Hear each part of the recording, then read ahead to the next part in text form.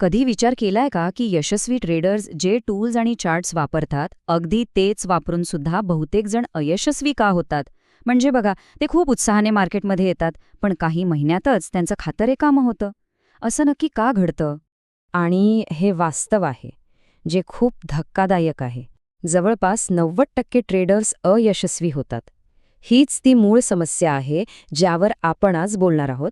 आणि हो, यावर तोडगा काय आहे, हेही शोधणार आहोत. यावर थोडं आणखी बोलूया.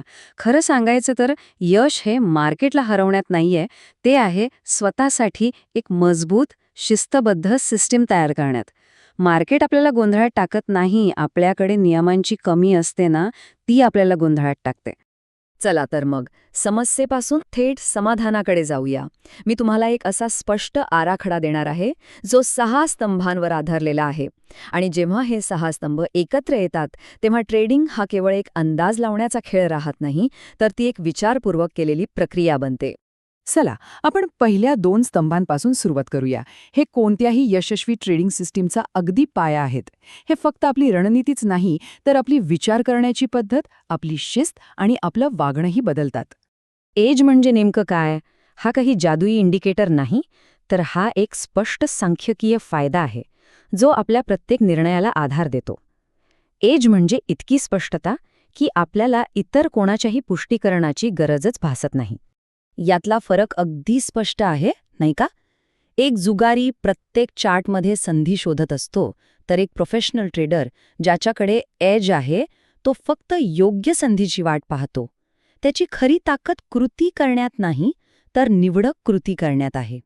आणि म्हणूनच दुसरा स्तंभ खूप जास्त महत्वाचा आहे. अपयशाचं मुख्य कारण बाजार नाही, तर आपलं विसंगत वर्तन आहे. जेव्हा आपल्याकडे स्पष्ट नियम नसतात, तेव्हा प्रत्येक कॅन्डल आपल्याला एक नवीन गोष्ट सांगते आणि आपण प्रत्येक वेळी त्यावर प्रतिक्रिया देत राहतो.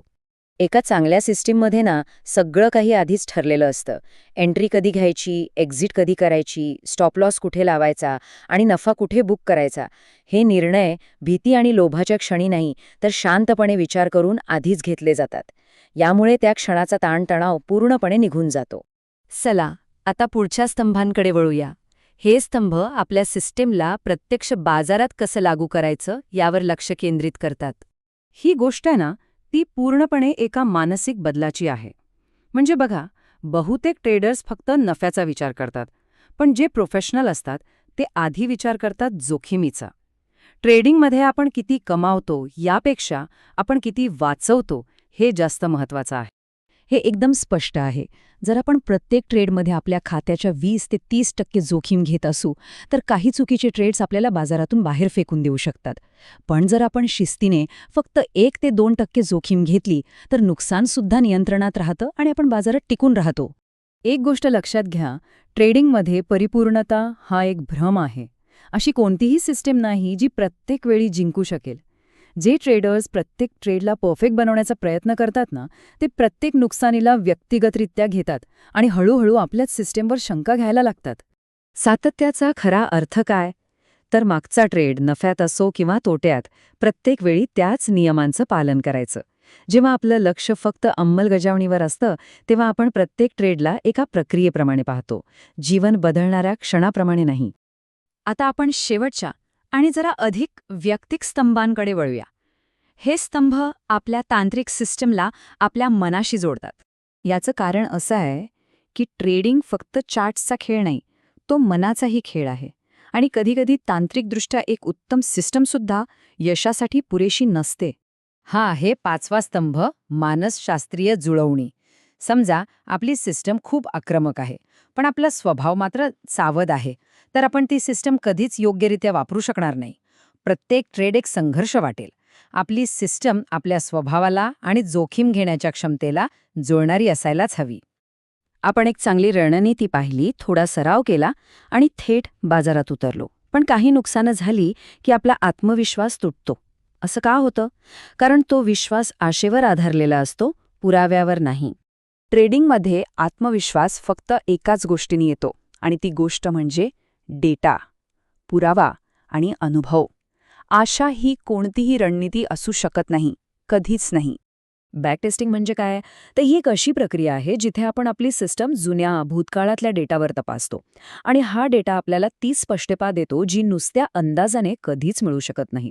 मग काय होतं, जेव्हा आपल्याकडे असा डेटा आधारित विश्वास असतो ना, तेव्हा 1-2 तोटे आपल्याला घाबरू शकत नाहीत, कारण आपल्याला माहिती असतं की ही प्रक्रिया लाँग टर्ममध्ये काम करते. आता थोडं थांबून विचार करूया. हे जे 6 स्तंभ आपण पाहिलेत ना, ते केवळ एका ट्रेडिंग सिस्टीमचे भाग नाहीत, तर ते एका संपूर्ण परिवर्तनाची कहाणी आहेत.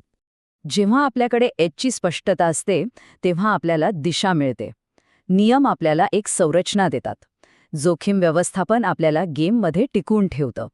सातत्य परिणाम देतं. मानसशास्त्रीय जुळवणीमुळे ट्रेडिंग एक नैसर्गिक प्रवाह बनतो आणि बॅकटेस्टिंगमुळे भीतीची जागा आत्मविश्वास घेतो. ट्रेडिंगमधली खरी लढाई ही चार्टवर नसते, ती आपल्या आत असते. आपल्या निर्णयात, आपल्या शिस्तीत आणि आपल्या मानसिकतेत. बाजारावर नियंत्रण ठेवणं आपल्या हातात नाही, पण स्वतःवर नियंत्रण ठेवणं हे पूर्णपणे आपल्या हातात आहे. या प्रश्नावर नक्की विचार करा.